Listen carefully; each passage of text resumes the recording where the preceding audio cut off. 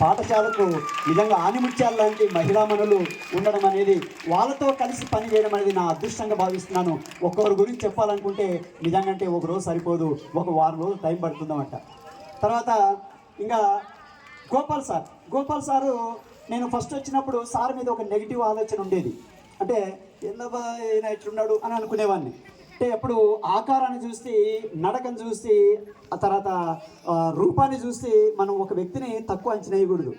మరి గోపాల్ సార్ నిజంగా అంటే వచ్చినప్పటి నుంచి మా ఈయన సార్కు తోడుగా అతను తోడై నవ్వులు పువ్వులు పూయిస్తూ ఆనందంగా గడిచిపోయేది. అసలు ఎట్లా ఉండేది తెలియదు మాట.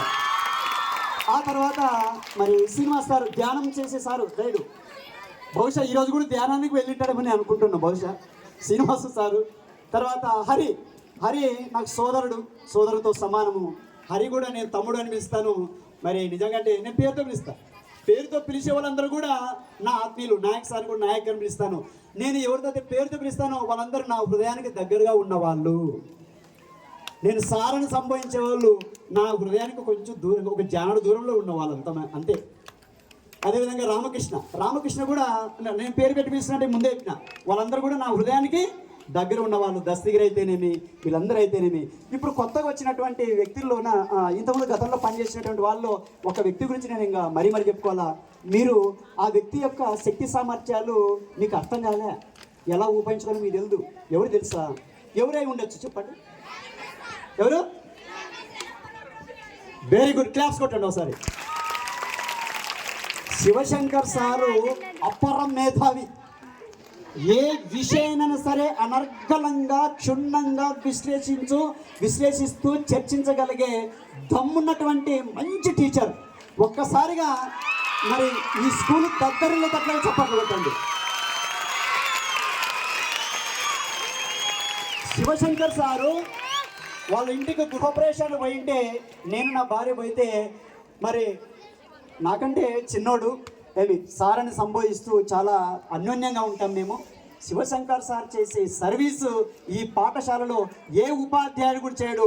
మిగతా ఉపాధ్యాయులు ఒకవేళ మనసు నొచ్చుకోవచ్చేం కానీ నొచ్చుకున్నా పర్లేదు, ఆ సార్ ఇచ్చే సర్వీస్ మాత్రం ఎవరు ఇవ్వరని మాత్రం నేను గంటపదంగా చెప్పగలుగుతున్నాను. ఎందుకంటే ఆ సార్ మీరు కరెక్ట్గా వాడుకుంటే, ఆ సార్ని కరెక్ట్గా మీరు ఉపయోగించుకున్నట్లయితే నిజంగా మీరు మంచి మేధావులుగా తయారవుతారు. సారు బాగా ఉపయోగించుకోండి. సార్కు అపారమైనటువంటి మేధస్సుంది, అన్ని విషయాల్లో బాగా నాలెడ్జ్ ఉంది సార్ను బాగా ఉపయోగించుకోండి. మరి సార్ చేసినటువంటి సర్వీసు ఎవరు చేయరని చెప్పి తెలియజేస్తున్నాను. మరి శంకర్, అది అట్లే కొనసాగించు. పిల్లలకు నీ నాలెడ్జ్ను ఆ పుస్తకాలు రాసేది బిల్లు చేసేదాన్ని కాకుండా తన కనీసం వాళ్ళకి ఉపయోగించేటట్లు చేస్తే వాళ్ళు నిజంగా మంచి మేధావులు తయారవుతారని చెప్పి ఆశిస్తున్నాను శంకర్. ఆ తర్వాత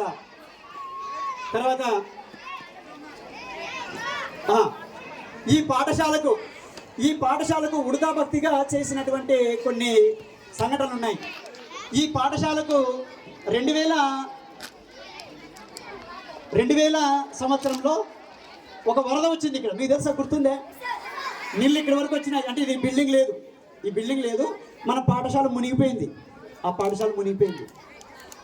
అప్పుడు వైఎస్ఆర్సీపీ నాయకుడు అయినటువంటి భీమిరెడ్డి అన్న నేను మాట్లాడినాను. అన్న, మా పాఠశాలలో ప్రత్యేకమైన కార్యక్రమాలు నిర్వహించడానికి దేశభక్తి నాయకులు ఫోటోలు లేరు, మీరు ఫోటోలు ఇవ్వగలరంటే వెంటనే ఆయన 10,000 రూపాయలు తీసి ఇవ్వడం జరిగింది.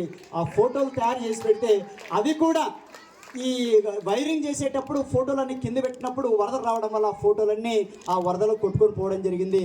ఆ తర్వాత మా ఫ్రెండు మరి యూకే శ్రీనివాసులు అని అలంపూర్లోన ఒక లైట్ వెయిట్ బ్రిక్స్ ఫ్యాక్టరీ ఉంటుంది, శాస్త్ర ఇండస్ట్రీస్ అని చెప్పి. అడిగిన వెంటనే 15,000 రూపాయలు ఇచ్చి దేశ నాయకుల పటాలన్నీ, మన స్కూల్లో ఉండే దేశ నాయకుల పటాలన్నీ ఆయన ఇచ్చినవే. ఆయన ఒకసారిగా మా ఫ్రెండ్ను గుర్తు చేసినందుకు ఆయనకు ఒకసారి గ్రాండ్గా క్లాప్స్ అన్నా. అంటే ఒక విషయం, ఇవన్నీ మీకు ఎందుకు చెప్తున్నా అంటే, నేను మళ్ళా మాట్లాడే అవకాశం నాకు రాదు. ఇంకా ఈ పాఠశాలలో మాట్లాడే అవకాశం నాకు రాదు. కానీ నేను చేసినవి కొంత